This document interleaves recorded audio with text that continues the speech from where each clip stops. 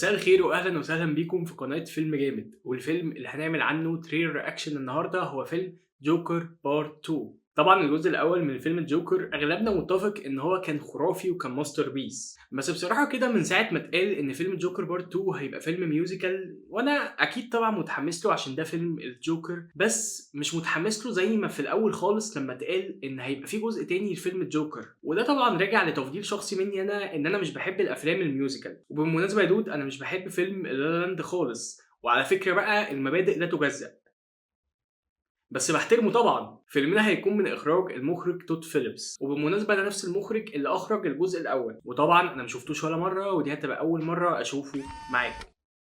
لسه باتكلم على التريلر على فكرة.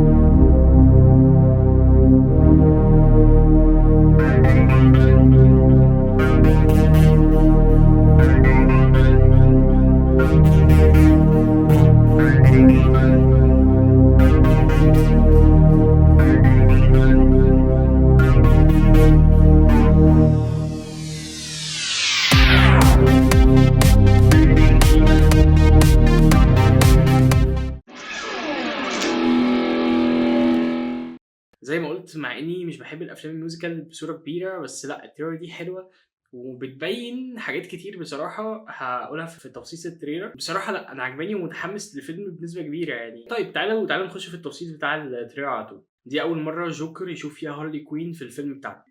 مبدئيًا برضه المشهد ده بيبيّن إن نفس الشخص اللي كان منسق الألوان بتاعة جوكر بارت 1 اللي هو كانت خرافية. أنا بالمناسبة أنا فنون جميلة، فأنا أقدر أقول لكم إن فيلم جوكر بارت 1 هو أكتر فيلم أنا ممكن أكون شُفته في حياتي بيستخدم قواعد بتاعة الباليت بتاعة الألوان. يعني أنا أقدر أجيب مشهد من فيلم جوكر بارت 1 وأقول لكم القاعدة اللي مستخدمها هنا إيه القاعدة بتاعتها، قاعدة ثلاثية أو أحادية، في قواعد معينة كده عندنا في الكلية بندرسها يعني. فالفيلم ده مستخدمها بصورة خرافية، فأنا بصراحة متحمس للموضوع ده، إن فيلم جوكر بارت 2 هيبقى بنفس الموضوع ده، والموضوع ده لينا كفنانين تحفة خرافي. باين إن هارلي كوين هتبقى مجنونة أكتر من من الجوكر في الفيلم ده. هل ده مثلًا حد عرف هويته أو حاجة بالطريقة دي؟ مش قادر أحدد بصراحة. هُم الاتنين بيرقصوا على بوابة محكمة، وتقريبًا اللي حواليهم دول أتباعهم. المشهد ده عاجبني أوي، المشهد بتاع اللي هي بترسم له روج على الإزاز بتاع السجن وهو بيطلّع راسه، تحفة، عاجبني أوي. الفيلم ده هينزل في أكتوبر 2024 يعني السنة دي. طيب مبدئيًا يا جماعة التريلر حلو أوي، وبقيت حاسس إن لأ، الفيلم ده هيليق عليه الطابع الميوزيكلي شوية، اللي هو الطابع ده، تحس إن تمام. أنا بقيت متحمس بنسبة كبيرة للفيلم، بالذات إن هو نفس المخرج ونفس